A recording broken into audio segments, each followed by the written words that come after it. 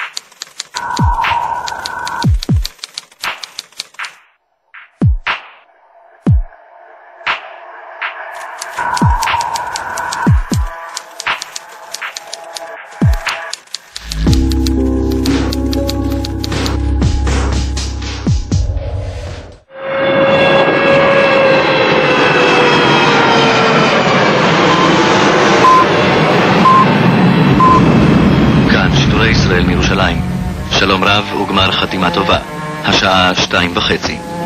דובר צה"ל מוסר כי סמוך לשעה 2 פתחו הכוחות המצריים מביירות נמסר כי 30 מטוסי מיג סוריים לוחמים בקרבות אוויר עם מטוסי ישראל בגזרה הצפונית של קו הגבול עם סוריה. רדיו קהיר טוען כי כוחות יבשה ישראלים עברו לגדה המערבית של תעלת סואץ. כבר עברו יותר מחצי יובל שנים אחרי המלחמה הארורה ההיא ב-1973. ומה שאני זוכר בתור ילד בן 9 זה את אמי יושבת במטבח בוכה בלילות כאשר הגיעו שמות ההרוגים והנעדרים, ואת אבי שחזר הביתה לאחר זמן רב בחזית ועדיין סיוטי המלחמה שבו והטרידו אותו בלילות ונדדו למדבר סיני שמותיר את מרבית חבריו קבורים בחולות. למזלנו ולמזלו, סתימת דלק מקרית בזחל שלו הצילה אותו וכך נותר בחיים מהקרב שהתרחש בחווה הסינית בלילה שבין ה-15 ל-16 באוקטובר 1973. זהו סיפורו של גדוד צנחנים במילואים שב-1973 אנשיו כבר היו מבוגרים ובעלי משפחות. אך בתור שואלי מלחמות ותיקים הם חיפשו את המלחמה והיא פגשה אותם לבסוף בעוצמה ובמחיר שלא הכירו לפני כן. הם מעולם לא סיפרו מה עבר עליהם באותו לילה כמעין קופסה שחורה שהייתה סגורה עד היום. בתודעה הישראלית הקולקטיבית הקרב בחווה הסינית הוא הקרב המפורסם ביותר במלחמת יום כיפור. 3 לוחמים שהשתתפו בקרב הגיעו לעמדות בחירות משם שאפו לזכות בניהול מדינת ישראל 25 שנים לאחר עברם המשותף בחווה הסינית. אהוד ברק, אמנון ליפקין שחק ואיציק מרדכי. הם היו בטקס ההזכרה השנתי לחללי הצנחנים. בעוד יומיים ימלאו 25 שנים למלחמת יום הכיפורים. ואני שואל את עצמי בכל פעם ובכל שנה, מהיכן נותר רוח, מהיכן נותר עוצמה? גם חטיבת הצנחנים הסדירה של עוזי יאירי זיכרונו לברכה, עם עמוס ירון ואמנון ליפקין שחק, עם יאיה ודורון, עם שאול מופז ועם אהוד ברק, ועם חבורה של צנחנים שהתייצבו בראש המערכה, והם היו עמוד התווך המרכזי ששינה את פני המלחמה. במרחק פסיעה אחת אחורה מהם, בשורות הקהל באותו מקום, ניצבו בשקט, בצינה, ותיקי הצנחנים, החבר'ה של אבא שלי. הם היו בחווה הסינית לילה אחד לפניהם, 70 איש שנבלו בלא הארמיה המצרית השנייה. אמיר קרן היה מ"פ במלחמת יום כיפור, בגדוד הסיור. לאחר המלחמה הקדיש את חייו לטיפול באלמנות והנצחת חללי הצנחנים. הוא לא רוצה כעת לפתוח את הפצעים של המלחמה. החבר'ה האלו לא רצו לפוליטיקה. אין להם שאיפות להיות ראשי ממשלה. הם לא נבנו מהקרב הזה בחווה הסינית. הם רק רוצים לשכוח את מה שהראה שם, וכך הם כמעין נפקדים נוכחים של החווה הסינית. אני לא אומר, שאני אומר לא לדבר, אני לא אומר לא לחקור אותם ולא ללמוד מהם ולא לעשות תחקירים כמו שצריך לעשות וללמוד משגיאות ובאמת, אבל להגיד לך וזה אותו הדבר שלנו מהחווה הסינית. זה היה לילה מאוד טראומטי, למי שהיה שם, זה היה לילה מאוד טראומטי. ויש אנשים שפשוט זה מעורר בהם חרדות, לא רוצים לפתוח את זה, רוצים שהאבק והחול יחסה את הסיפור הזה לעולם.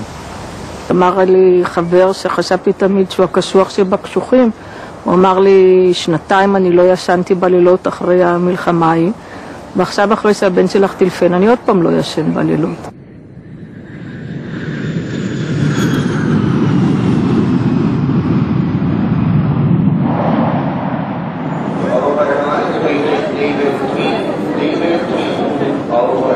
נתן שונרי, מפקד גדוד הסיור, מסרב במשך 25 שנים לדבר על אותו לילה. הוא הרחיק עד סין, שם הוא משמש כנספח חקלאי. עכשיו הוא נאות לחזור במיוחד לצילומי הסרט. בתכנון המקורי של הצילומים היה אמור לערך מפגש במדבר סיני בחווה הסינית בליל ה-15 באוקטובר, שיפגיש את החיילים הישראלים עם החיילים המצרים. ניסיתי לשחזר, ניסיתי לחשוב מה אתם רוצים. צריך לגבש את זה ביחד. איתנו או... הרבה זמן. או עם עצמך? עם עצמי, לא ברור לי עדיין את המגמה, המטרה של הסרט, אבל... מה אתה חושב שהולך להיות שם? בסיני? שזה לא יהיה. צריכה להיות פגישה קשה. למקום. פגישה קשה. אבל... נראה, פגישה עם החבר'ה שישנם והחבר'ה שאינם. מיכה בן ארי, קפוסטה, הוא אבי לוחמת הגרילה הצה"לית. הוא הוביל פעולות רבות מעבר לקווי האויב, תמיד ברגל, תמיד בלילה, לעולם דאג שגורם הפתעה יהיה בידיו. כשהיה צריך להקים סיירת חדשה, פעולה מיוחדת, תמיד קראו לקפוסטה. ערב מלחמת יום כיפור, נתן שונרי החליף אותו בפיקוד על הגדוד.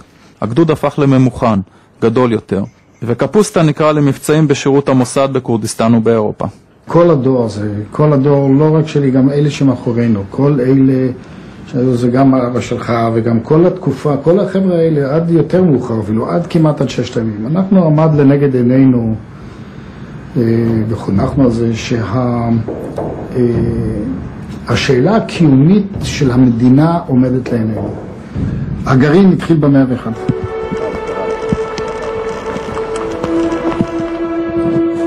גדל והתקדש מי רבה ועלמה, דברה קירותה וימליך מלכותה, ויצמח פורקנה ויקרב משיחי בחייכון ובמלכון. נוח כינרתי מקבוצת כנרת שחל את בנו חן בלבנון 21 שנים אחרי הקרב בחווה הסינית ביום כיפור.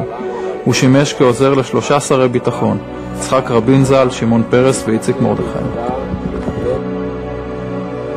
ואולי זה גם חלק מהעניין שבאמת על הקרב שלכם לא יודעים, אולי בגלל שאתם שמרתם הרבה דברים לעצמכם, גם מפחד שלא רציתם לחשוף או לפגוע במישהו. אז הסיפור שלכם באמת לא סופר עד היום. אני לא רואה בזה אסון לאומי. זה לא אסון, מה קרה? הנה אתה רואה, אחרי 25 שנה יש לך הזדמנות, זה לא אסון. אף אחד לא מרגיש מקופח. כולם, מי שיצא בחיים, מוכן לוותר. לנו יש דבר אחד בראש. אנחנו את הקרב גמרנו שם. אנחנו את החברים קברנו. בפצועים טיפלנו ועדיין. נשארו אלמנות ויתומים, ואסור להכאיב להם מחדש. בעצם בילדותי גדלתי על הדור של ה-101.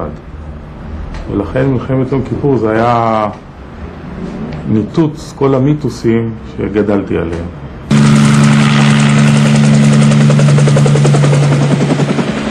תמיד חשבנו שאנחנו הכי חזקים, ואף אחד לא יכול לנו. ופתאום אתה נתקל במצב שאתה צריך לברוח כדי להציל את החיים שלך. ואתה נתקל במצבים מאוד קשים. אתה צריך לדעת להתארגן, ולא תמיד זה הולך. זה מיתוס אחד. המלחמה בסיני שלחו אותנו עם עוזים, שאתה רואה בלילה איך הכדור בסוף נופל ולא מגיע לאן שהוא צריך להגיע, או עם FN'ים שגרגיר חול מונע את הירי. עם זה שלחו אותך להילחם בעצם עם צבא שהיה הרבה יותר מאורגן ממך, ושכל זה נתקע לך בפרצוף בלילה אחד, השבר הוא גדול. בכל הכרוך למשל לרגלים, שזה כל הצנחנים והאחרים, הייתה הזנחה פושעת, יחסית לצבא המצרי נאמר, שהוא היה מצויד, כל חייל מצרי היה מצויד יותר טוב מכל צנחן ישראלי. שהמצרים לחמו את המלחמה הבאה ואנחנו את המלחמה הקודמת.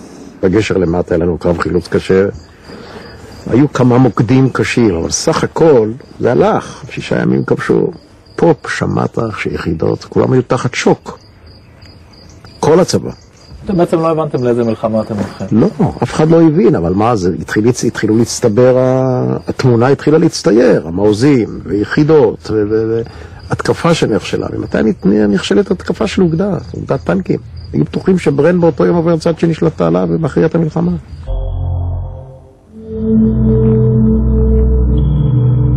אתה היה לך מושג לאיזה מלחמה אתה הולך? אף אחד לא ידע.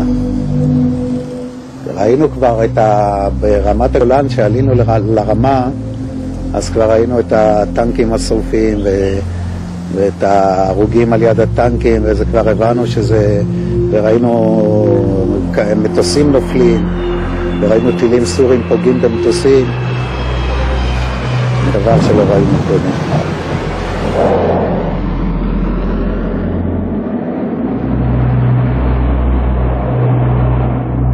ידענו מיד שזו לא מלחמה שדומה למלחמות האחרות. ראינו מיד שזו מלחמה עם הפתעה ראשונית. זה היה משהו מאוד ארטילאי, כי אני אחרי 62 הייתי בטוח שזהו, אני מלחמות כבר לא אראה יותר. מלחמת ההתשה זה לא בדיוק מלחמה. וברמת הגולן אנחנו בתג"ד לא ראינו שום מלחמה. בסך הכל היינו די סוסי אלי קרב, כמו שנאמר. קפוסטה ואני התקשרנו לאריק, כשהתברר שרמת הגולן פחות או יותר מסודרת, כבר עברו כבר להתקפה וכבר לקחו את קונטרה חזרה, והצלחנו ליצור אותו קשר בטלפון, אל תשאלתי איך, אני כבר זוכר, ואמרנו, יש לך לרשותך גדוד, אז אני לא יודע אם זה מה שעבד, אבל זה מה שעשינו. הצלחתי ליצור קשר עם אריק, ושאמרתי לאריק, אנחנו יושבים גדוד ברמלה, אנחנו גדוד חיר טוב, יש פה עוד גדוד אחד, גם אפרים ברנד. הוא שמע את זה, הוא אומר, אני לא יודע מה הולך, כל חייל חיר אני צריך אצלי, אני צריך כל חייל חיר. היינו אחרי כמה ימים לא קלים של מלחמה כבר. עמדנו בפני משימה מאוד קשה. אני שמחתי על חיילי האוגדה, על מפקדיה, על מפקדי החטיבות שהיו שם, אבל הצנחנים היה לי קשר מיוחד.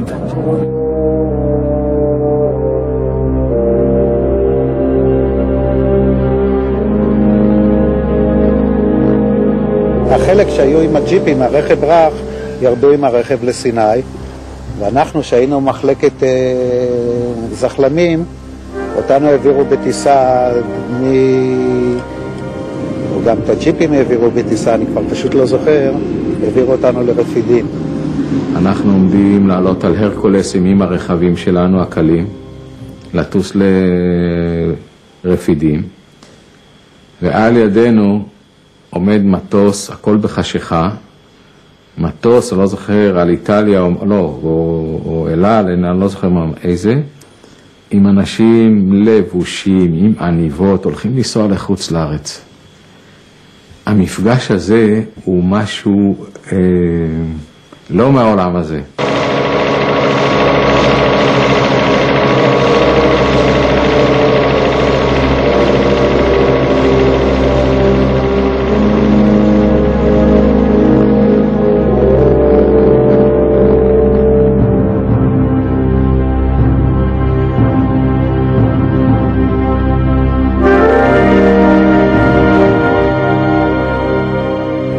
אנחנו טסנו לרפידים, וגם שם נחתנו, וארטילריה וקומנדו תוקף, ודבר ראשון פזרנו שם סביב השדה להגן, כי אמרו כל רגע צפויה התקפת קומנדו על רפידים.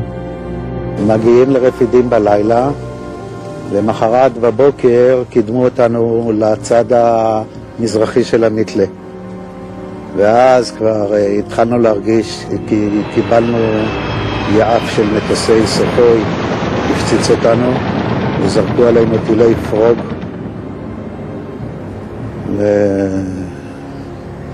וראינו כבר ברפידים שרידים עשרות טנקים פגועים, וכבר שעומדים שם על הצד עם התותחים שמותים, וכבר הבנו שזה לא זה. זאת אומרת שזה יותר רציני מכל הפעמים.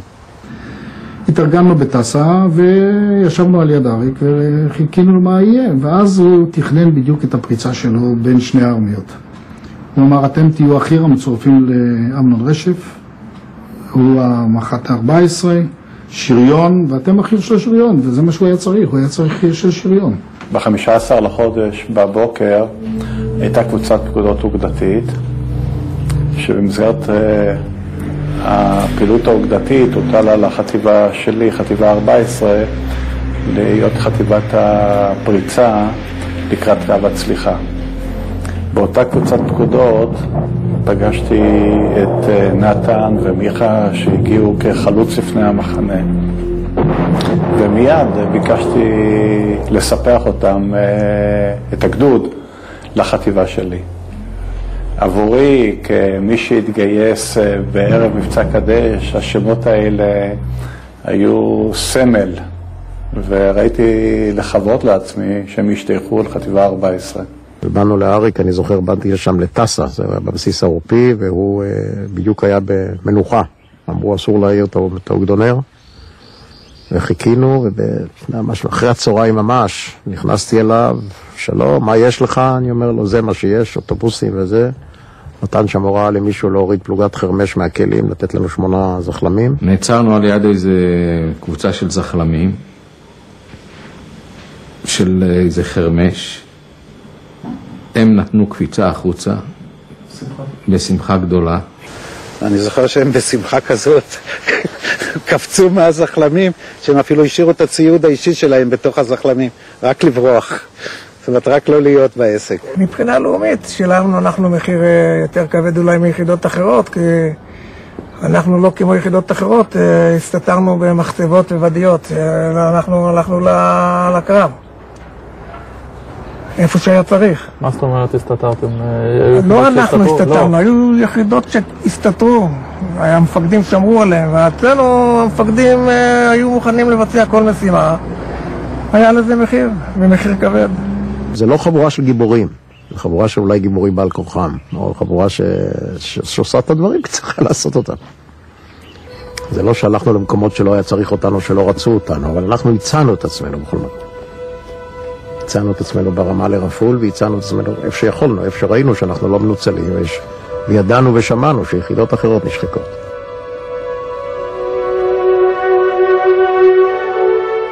הוטל עלינו במסגרת האוגדה לנוע עם לילה, עם חשיכה, ולכבוש את הגדה הקרובה בכדי לאפשר לכוחות הצנחנים ולאחר מכן לכוחות השריון לצלוח את התעלה ולהרחיב את ראש הקשר. אמרו לכם איזה כוח מחכה לכם שם? מה מחכה לנו מהצד השני? לא אמרו לנו שום דבר. מה חשבתם שאתם הולכים? אנחנו ידענו שיש 2 ארמיות, אבל כמו שאתה אומר ארמיה, אנחנו לא ידענו מה זה ארמיה. אמרו לנו שיש שם כמה יחידות, פה ושם יחידות ארטילריה, כמה קיני ארטילריה, וצריך לנקות את השטח של מחרת גשר הגלילים, יוכלו לפרוס את הגשר, שיוכלו לצלוח לתעלה לצד שני. ההוראה שאנחנו קיבלנו, ולפיה הלכנו, לסרוק ולהדוף חוליות מצריות שמפריעות לתנועת גשר הגלילים בציר טרטור. כשיש מלחמה לחיים ולמוות, ומישהו למעלה מתכנן לך את המהלכים, ואומר פה ייכנס גדוד, פלוגת, חיר, כי רצים שם חיל רגלים מצרי עם נשק נגד טנקים, ושורף את כל הטנקים הישראלים. מה אנחנו נגיד? אנחנו לא נכנסים לנסות לנפנף אותם משם? אחת הדברים שנאמר לנו מראש זה היה שהציר הזה טרטור הוא חשוב מאוד לגשר הגלילים. היות וגשר הגלילים לא יכול לעשות סיבובים חדים, לא יכול לעשות סיבובים, וכדי לעשות לו קו ישר, הוא היה מתחיל בכביש עכביש, בציר עכביש, והיה עובר לציר טרטור, והיה יכול להגיע לתעלה בקו ישר. באיזשהו שלב על הציר, אני זוכר שנתן אסף את מפקדי הכוחות, ועם מפה אחת הראה להם פחות או יותר לאן הולכים בלילה. ואז אמרתי, הסיכוי הגדול ביותר להיפגע זה לנתן עם שארית הגדוד. ואז אני עולה למעלה, אבל לא היה לי רכב שיכול לעבור את החולות, היה לי נונון. אז רדפתי עם הנונון עד שהנונון התחיל להתחפר, ואמרתי, נתן, אני עכשיו נשאר לבד, או שאתה מעלה אותי. ואז הוא אמר, קח חובש אחד, וקפוץ על אחד הזחלמים, ובוא תיסע איתנו. נסענו דרך ציר כספי, ובציר עוקף את ציר עכביש, כי ציר עכביש היה חסום. והתמקמנו לא רחוק מהצומת של ציר טרטור לקסיקון. שם בעצם, בפעם הראשונה ראינו מה זה מלחמה, כי כל הצומת הזאת הייתה חסומה, הטנקים שלנו בערו, ואני זוכר שמתוך כל התופת הזאת הגיע איזשהו חייל שריונר, שאחר כך זיהיתי אותו כאחד שהיה חניר שלי בצופים איזה 3 שנים לפני זה. והוא ככה בכל בכי אמר שהוא כבר פעם שנייה שהוא נפגע, והם בורחים כי התופת היא נוראית. היה ברור שמדובר במערך מבוצר. אנחנו היינו שם כבר מתחילת המלחמה, כך שהבנו בדיוק מה מתרחש בשטח. היה מדובר בריכוז כוחות גדול מאוד, והיה ברור לנו שאנחנו הולכים לקראת קרב קשה מאוד. התחילו בעצם אצל אמנון רשף, אמנון רשף התחיל ללכת צפונה, וההתקלות שלו הראשונה הייתה במה שקראו צומת טרטור לקסיקון. הגענו לציר לקסיקון, שזה היה ציר לאורך התעלה, התחלנו ונסענו צפונה, שם נתקלנו בפעם הראשונה אני חושב שזה היה גדוד שקד שהושמד, לא ידענו מי זה, אבל ראינו כלי רכב מושמדים, שרופים. תיארתי את זה כבר הרבה פעמים עם הריח כזה של שרוף של מלחמה, שזה נכנס לך טוב טוב, אתה מרגיש אז את הפחד, ממש. היה ליל ירח מאוד בהיר, ולאורך ושמענו כל הזמן היו התפוצצויות של ארטילריה, ולאורך כל הדרך היו טנקים שלנו שרופים, וסוללות תותחים 175 ו-155 מילימטר נטושות, שרופות, והיה ריח באוויר של גופות שרופות ועשן, וזה הריח לא טוב כל העסק. בשלב מסוים הזחלם שאני הייתי בו, שהייתי המפקד שלו, התחיל לקרטע. אז עצרנו, סתימת דלק, סתימה פה, סתימה שם, וקרטענו עוד איזה כמה קילומטר, ולא... זהו, שבק. והשיירה חלפה על פנינו. זה בעצם מה שהציל לך את החיים ולכל החבר'ה בזחלם בדיעבד. כן, והזחלמים שעקפו אותנו היו עמוסים לעייפה, והאנשים שלי רצו לקפוץ לא כולם, חלק רצה לקפוץ לזחלמים שעברו אותנו, אז אני בכוח אמרתי להם להישאר על הזחלם שלנו. בדיעבד, בדיעבד הם ניצלו כולם. אסנת זיבל הייתה בת כיתה שלי בבית ספר היסודי, עד שאביה יחיאל נהרג בחווה הסינית. מאז לא ראיתי אותה 25 שנים. אני זוכרת שתמיד רציתי לשאול, תמיד רציתי להבין. המקום היחידי שאני יודעת שלפיו מה קרה שם, זה אנציקלופדיה לביטחון ישראל שקיבלנו באיזה יום עצמאות אחד. ושכתוב שם ככה על החווה הסינית בעצם, שאני יודעת שאבא שלי נהרג בחווה הסינית וזהו. לא יודעת יותר? אני לא יודעת כלום. ואני תמיד רציתי לדעת, אבל תמיד נורא התביישתי לשאול. כאילו, אבא שלך, נכון? הוא גם משם. ואמיר קרן, שכאילו זה דמות כזה שתמיד היא ברקע, אבל אף פעם לא עשיתי לשאול, כי משתי סיבות. אחת זה תמיד שפחד מיד אני אתפרץ בדחי והכל אני נורא במבוכה, ושנייה כי זה נראה לי כזה משהו שלא אסור לשאול, כי זה כמו בושה, זה כמו איזה כתם שלי שאני לא יכולה לחשוף אותו, אני לא יכולה להראות כאילו את המקום הזה. אסנת קרא באנציקלופדיה לביטחון ישראל על הקרב שהתרחש בחווה הסינית לילה אחד מאוחר יותר, ובה נלחמה חטיבת הצנחנים הסדירה. הקרב בו נהרג אביה לא מופיע בספרי ההיסטוריה. היה זה קרב הישרדות, בו כל אחד לחם לחייו. הזחלמים של הצנחנים נכנסו לצומת, את הטור הוביל נתן. במרכזה של הצומת ניצבו הטנקים הישראלים העשנים. דריכות עצומה הייתה תלויה בחלל האוויר. הלילה הואר באור המדורות של הטנקים. השקט שליווה את כניסתם לצומת היה השקט לפני הסערה. הגענו עד לאזור התעלה, ושם התנהל הקרב הגדול של שוויון. כאשר אנחנו עומדים בתוך הקרב הזה, מחכים שאמנון ייתן לנו פקודות. שעה 2 בלילה בערך, הטלתי על הגדוד של נתן לכבוש את הצומת. השטח היה רווי באויב. קשה מאוד להמחיש בכלל את התמונה שהצטיירה בפנינו. זה היה יער של אויב. מאות ואלפי חיילים מצריים התרוצצו שם, ירו. ולחצו עלינו לצומת ולעשות את מה שהתכוונו לעשות, וזה לא היה קל, כי טנקים שניסו להיכנס לשם התפוצצו אחד אחרי השני. גדעון כנראה חיסל את הטנקים האלה בכניסה שלו, הוא אומר, עברתי את הצומת, ואז אנחנו מיד התחלנו, רצנו קדימה, גם השתדלנו לא לרד מהכביש, והצלחנו לעבור את הצומת, ואז נתקענו פתאום, עברנו את הצומת, נתקענו לאש הגדולה. נכנסנו חזק פנימה בקצב, נסענו פשוט מהר. פה בדיעבד הייתה הטעות הראשונה, שבגלל שחשבנו שבאמת הנתונים היו שהצומת הייתה נקייה, שאנחנו נעבור אותה בנסיעה. וכמו שנכנסנו לצומת, בלי שאף אחד אמר משהו, הבנו את כל הסיפור, שאין פה עניין של לטאטא חוליות מצרים, יש פה הישרדות. היינו בלב מערב מצרי עם אלפי חיילים. התחילו בהתחלה דבר שאנחנו לא הכרנו אותו בכלל, זה היה הטילים. פתאום אנחנו רואים גושי אש, כדור אש כזה רץ לאט, לא מהר, אף לא בקו ישר. לא היינו רגילים לטילים המונחי איכות האלה. אנחנו ישבנו על הדופן של הזחל, אני חושב שנסענו קילומטר וחצי, ועל יד הטנק של גלעדי שבער חטפנו טיל סגר. פתאום אני רואה אבוקת אש שעושה ואני אומר זה סגר.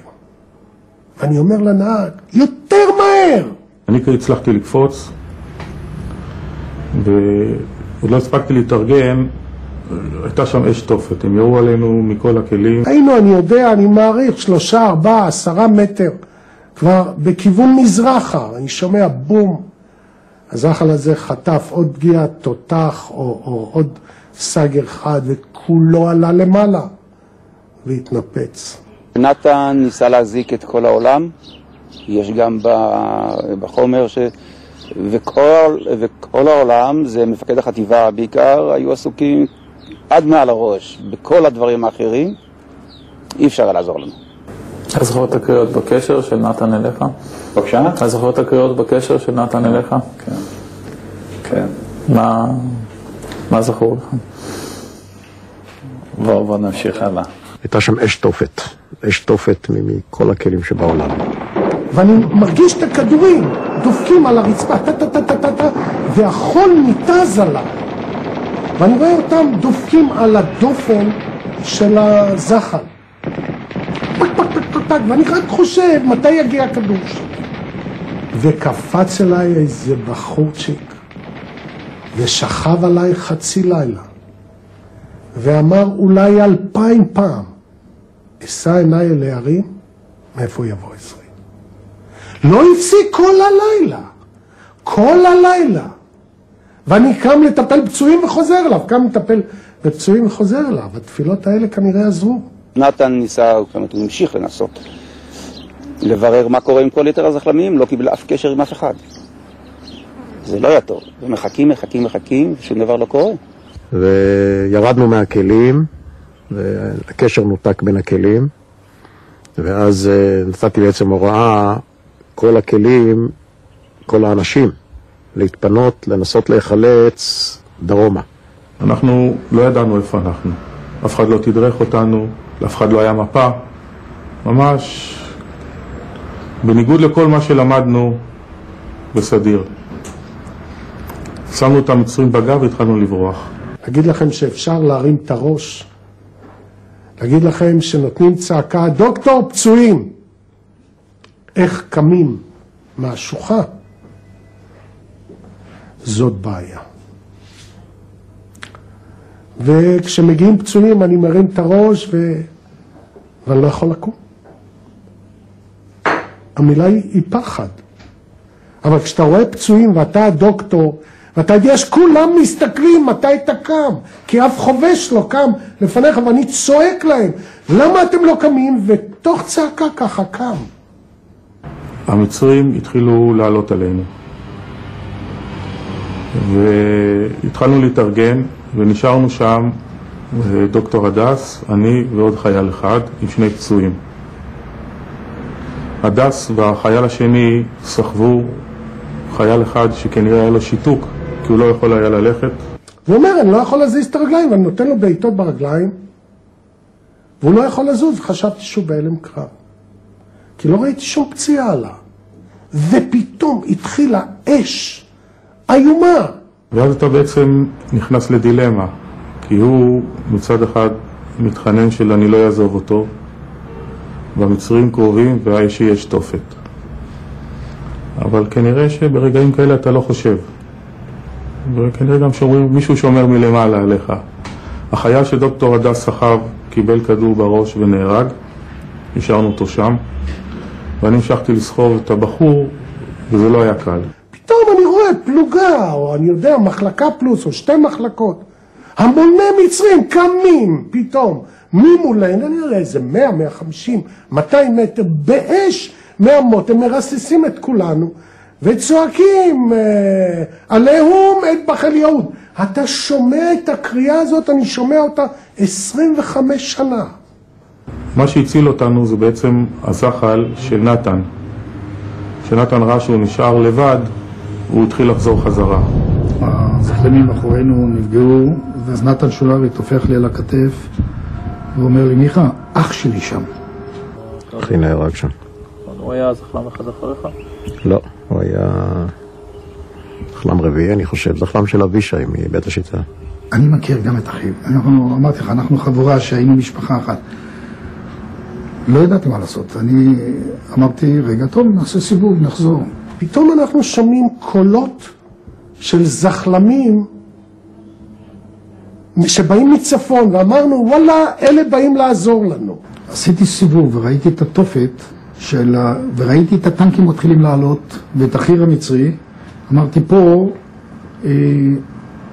אין מה לעשות הרבה, אנחנו צריכים להציל את עצמנו, מפני שאני אכנס, אני נהרג גם כן. אחר כך התברר לנו שזה נתן, עם החבר'ה שלו שחזרו ונתקעו בצפון, כי ראו שהזחלמים גמורים, וטוב שהם לא נכנסו פנים.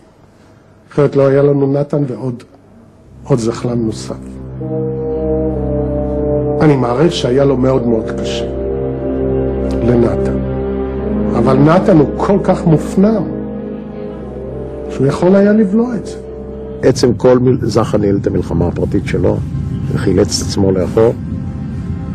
ההוראה של נתן, אני חושב, הייתה שכל אחד יתענה לפי יכולתו. אז ימו ירד באחד המקומות, ימו והמייל ועוד אחד או שניים, אני לא זוכר, ירדו מהזחלם, אמרו, אנחנו נחפה עליכם, אתם תמשיכו. אנחנו היינו על הזחלם וירדנו, והתחלנו לייצר אש. אצל המייל היה קלצ'ניקוב, זה היה הכלי הכבד, אנחנו היינו צועדים עוזים. ואז איבדנו את הקשר גם עם ימו, עם האנשים שלו. הוא המשיך שם יחד עם הקבוצה שלה שהיו לו שם להילחם קצת. אחרי שעה, לא יודע כמה זמן, 3 שעה, פתאום נפל מתח ממש בסביבה, ככה היה שפריץ של חול. כשהרמתי את הראש שלי, אז לפי התמונה שאני ראיתי, אז היה לי ברור שאני לבד. ימו נותר לבדו לאחר שחבריו שהיו עמו נהרגו. מצויד בטיל לאו אמריקאי שהצטייד בו רק לילה קודם מבלי שיכירו, הבחין שהוא עומד מול גדוד מצרי שלם שמטווח אותו. הוא עשה את עצמו מת והחליט לראות את הטיל ולברוח על חייו. ויריתי את הטיל